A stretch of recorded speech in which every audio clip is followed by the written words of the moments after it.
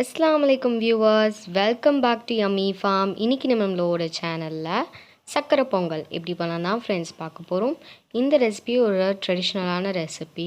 இன்னும் கொஞ்ச நாளில் பொங்கல் வேறு வரப்போகுது. ஸோ அதுக்காக இந்த ரெசிபி எப்படி பண்ணணும்னு சொல்லி நான் இந்த வீடியோவில் உங்களுக்கு வந்து சொல்லி தரப்போகிறேன். ஸோ நம்ம வீடியோக்குள்ளே போக முன்னாடி நம்ம சேனலை இன்னும் சப்ஸ்கிரைப் பண்ணாத நபர்களாக இருந்தால் சப்ஸ்கிரைப் பண்ணிவிட்டு பக்கத்தில் இருக்க பெல் பட்டனையும் அமுத்திக்கோங்க. இப்போ இந்த ரெசிபி பண்ணுறதுக்கு நான் வந்து ஒரு கிளாஸ் அளவுக்கு பச்சரிசிக்கு அரை கிளாஸ் அளவுக்கு பாசிப்பருப்பை வந்து எடுத்திருக்கேன். இதுதான் வந்து கரெக்டான ரேஷியோ அளவு. ஸோ இந்த அளவுலேயே நீங்கள் வந்து பண்ணுங்கள், கரெக்டாக இருக்கும். இப்போது நம்ம சக்கரை பொங்கல் பண்ணுறதுக்கு ஒரு குக்கரில் நான் வந்து ஒரு டீஸ்பூன் அளவுக்கு நெய் விட்டுக்கிறேன். இந்த நெய்யில் நம்மளோட பாசிப்பருப்பை நம்ம ஆட் பண்ணி லைட்டாக வந்து வறுத்து எடுத்துக்கணும். இதை நம்ம வந்து வறுத்தோன்னா நல்ல ஒரு ஃப்ளேவராக இருக்கும். இப்போ பாருங்கள், இது வறுபட்டாச்சு. இப்போ நம்ம இதில் வந்து தண்ணி ஆட் பண்ணணும். நான் வந்து அரை கிளாஸ் அளவுக்கு பாசிப்பருப்புக்கும் ஒரு கிளாஸ் அளவுக்கு பச்சரிசிக்கு நான் வந்து 4 கிளாஸ் அளவுக்கு தண்ணி வந்து ஆட் பண்ணிக்க போகிறேன். இதுதான் வந்து கரெக்டான அளவு இதுக்கு. இப்போ நம்ம இதில் வந்து தண்ணி ஆட் பண்ணதுக்கப்புறமா ஒரு கிளாஸ் அளவுக்கு பால் வந்து ஆட் பண்ணிக்கோங்க. நான் வந்து காய்ச்சி ஆற வச்ச பால் தான் ஆட் பண்ணிக்கிறேன். ஆட் பண்ணதுக்கப்புறமா இதுலேயே நம்ம வந்து ஒரு டீஸ்பூன் போல் நெய் விட்டுக்கலாம். ஆட் பண்ணிவிட்டு லைட்டாக மிக்ஸ் பண்ணிவிட்டு இது கூடவே ஒரு சிட்டிக்கை அளவுக்கு உப்பை வந்து ஆட் பண்ணிக்கோங்க. இதை ஆட் பண்ணோம் அப்படின்னா டேஸ்ட் அண்ட் ஃப்ளேவரை இன்னும் நல்லா கூடுதலாக வந்து கொடுக்கும். அதுக்காக தான். இப்போ நம்ம இதை வந்து லைட்டாக வந்து கொதி வந்ததுக்கப்புறமா நம்ம இதை வந்து குக்கர் மூடி போட்டு வேக வச்சிடலாம். இப்போது இதை நல்லாவே வந்து கொதி வந்தாச்சு. இப்போ நம்ம இதுக்குள்ளே வந்து பச்சரிசியை வந்து ஆட் பண்ணிடலாம். பச்சரிசியை நான் நல்லாவே வந்து வாஷ் பண்ணி ரின்ஸ் பண்ணி வச்சுருக்கேன். முன்னாள் காலத்துலலாம் பார்த்திங்க அப்படின்னா இது வந்து பானையில் வந்து பண்ணுவாங்க. அப்போது இது வந்து நல்லா கொதித்து வந்துட்டு இருக்கும்போது பொங்கல் அப்படியெல்லாம் சொல்லுவாங்க. ஸோ நம்ம இன்றைக்கி வந்து குக்கரில் வந்து பண்ணுறோம். இப்போது நம்மளோட அரிசி எல்லாத்தையும் ஆட் பண்ணிடலாம்.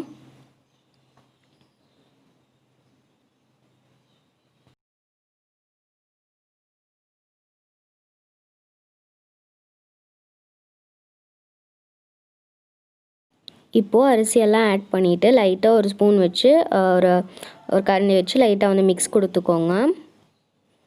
அவ்வளோதான். இப்போ நம்ம இதை வந்து குக்கர் மூடி போட்டு மூடி ஒரு 4 விசில் போல் வர வரைக்கும் நம்ம இதை வந்து வச்சிடலாம். மீடியம் ஃப்ளேம்லேயே 4 விசில் வரணும். இருக்கட்டும்.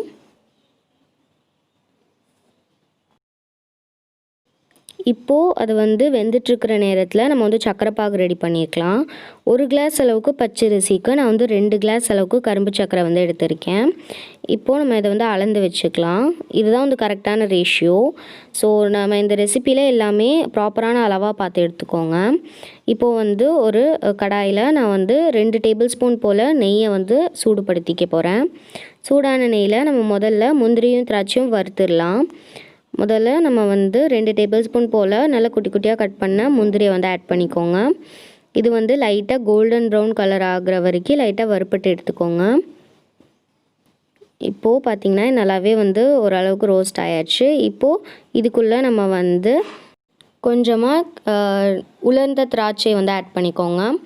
அதுவும் ஆட் பண்ணிவிட்டு இதையும் நம்ம வந்து லைட்டாக ரோஸ்ட் பண்ணி எடுத்துக்கலாம். இப்போ இது எல்லாமே கொஞ்சம் கோல்டன் ப்ரௌன் கலராக லைட்டாக ரோஸ்ட் ஆகி வரட்டும். இப்போ பார்த்திங்கன்னா நல்லாவே ரோஸ்ட் ஆயாச்சு. இப்போ நம்ம இதை வந்து தனியாக ஒரு பிளேட்டுக்கு நம்ம வந்து மாற்றி வச்சிடலாம்.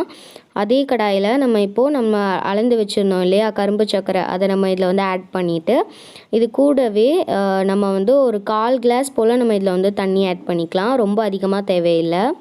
சும்மா ஒரு 1/4 கிளாஸ் போல் தண்ணி ஆட் பண்ணிவிட்டு இது வந்து முதல்ல நம்ம இதை வந்து உருக வைக்கணும். முதல்ல இது வந்து உருகினதுக்கப்புறமா இதில் இருக்கிற தூசி எல்லாத்தையும் நம்ம வடிகட்டிடணும். வடிகட்டினதுக்கு அப்புறமா தான் நம்ம இதில் இருந்து பாகுபதம் வந்து எடுக்கணும். இப்போது இது லைட்டாக வந்து உருகட்டும். உருகினதுக்கப்புறமா நம்ம இதை வந்து வடிகட்டி எடுத்துடலாம். இப்போ பார்த்திங்கன்னா இதெல்லாம் நல்லா உருகியாச்சு. இப்போ நம்ம இதை வந்து வடிகட்டி எடுத்துடலாம். அந்த தூசியெல்லாம் இருக்கும் இல்லையா, ஸோ அதெல்லாம் நீக்கணும். அதுக்காக நான் இதை வந்து வடிகட்டி எடுத்துக்க போகிறேன். இப்போ ஒரு பேனில் நம்ம வடிகட்டி வச்சுருந்த சக்கரை பாகை வந்து ஆட் பண்ணிவிட்டு நம்ம இதை வந்து சிம்லேயே வச்சு ஒரு கம்பி பதம் வர வரைக்கும் வச்சுருக்கணும். இப்போ பாருங்கள், ஒரு கம்பிப்பதம் வந்து வந்தாச்சு. நான் இப்போது வந்து இந்த மாதிரி எடுத்து காமிக்கிறேன். இது வந்து இந்த மாதிரி ஒரு சிறு வந்து இந்த மாதிரி விழுது இல்லையா, அது வந்து ஒரு லைன் மாதிரி வந்து விழுது. ஸோ இந்த மாதிரி தான் இருக்கணும். இதுதான் இதோட ப்ராப்பர் கன்சிஸ்டன்சி. ஒரு கம்பிப்பதம் பார்க்க தெரியாதவங்களுக்கு இப்படி கூட நீங்கள் வந்து பார்த்துக்கலாம். இப்போ பாருங்கள், குக்கரில் வந்து ப்ரெஷர் எல்லாமே ரிலீஸ் ஆயாச்சு. நம்மளோட அரிசி பாசிப்பருப்பு எல்லாமே நல்லாவே வெந்திருக்கு. நம்ம இந்த மாதிரி லைட்டாக நம்ம இந்த மாதிரி மேஷ் பண்ணி விட்டுக்கோங்க.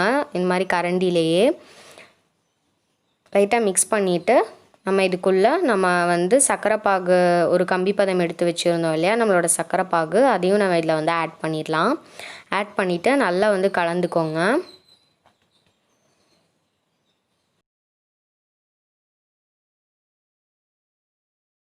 இப்போது இதை வந்து நல்லா இந்த மாதிரி கலந்தாச்சு. இப்போ நான் இதில் வந்து 1 டீஸ்பூன் போல் ஏலக்காய் தூள் வந்து ஆட் பண்ணிக்கிறேன். இது வந்து நல்ல ஒரு மணம் அண்ட் ஃப்ளேவருக்காக இது ரொம்பவே நல்லாயிருக்கும். இதை வந்து ஆட் பண்ணிவிட்டு நல்லா இந்த மாதிரி மிக்ஸ் பண்ணிக்கோங்க. நல்லா கலந்து வச்சுக்கலாம். எல்லாத்தையும் நல்லா சேர்த்து மொத்தமாக நல்லா வந்து கலந்து வச்சுக்கோங்க. இப்போது நம்ம இதில் வந்து நம்ம வறுத்து வச்சுருந்தோம் இல்லையா முந்திரி திராட்சை, அதை நான் வந்து ஆட் பண்ணிக்க போகிறேன். அதையும் நம்ம இதில் ஆட் பண்ணிவிட்டு நல்லா கலந்துக்கோங்க. அவ்வளோதான். கடைசியாக இதில் நம்ம வந்து ஒரு 2 டீஸ்பூன் போல் நெய்யை வந்து ஆட் பண்ணிக்கலாம். இது வந்து மணமும் டேஸ்ட்டும் அட்டகாசமாக இருக்கும். ஸோ கண்டிப்பாக நெய்யை ஆட் பண்ணுங்கள். இப்போ நம்ம இதை வந்து ஒரு தடவை வந்து கலந்துடலாம். கலந்ததுக்கப்புறமா அவ்வளோதான் ஃப்ரெண்ட்ஸ், நம்ம இதை வந்து சர்வ் பண்ணிடலாம். ரொம்பவே சிம்பிளாக பண்ணக்கூடிய டேஸ்டியான சக்கரை பொங்கல் எப்படி பண்ணலாம் தான் ஃப்ரெண்ட்ஸ் நம்ம இந்த வீடியோவில் பார்த்தோம். ஸோ கண்டிப்பாக இந்த ரெசிபியை உங்கள் வீட்லேயும் ட்ரை பண்ணி பாருங்கள். எப்படி இருக்குன்னு சொல்லி கமெண்ட் பாக்ஸில் கமெண்ட் பண்ண மறந்துடாதீங்க. அது மட்டும் இல்லாமல் நம்ம சேனலை இன்னும் சப்ஸ்கிரைப் பண்ணாத நபர்களாக இருந்தால் சப்ஸ்கிரைப் பண்ணிவிட்டு பக்கத்தில் இருக்க பெல் பட்டனையும் அமுத்திக்கோங்க. அப்போ தான் நான் அப்லோட் பண்ணுற இந்த மாதிரி புதிய ரெசிபீஸ் உடனுக்குடனே மொபைலுக்கு வந்து சேரும். எல்லா புகழும் இறைவனுக்கே.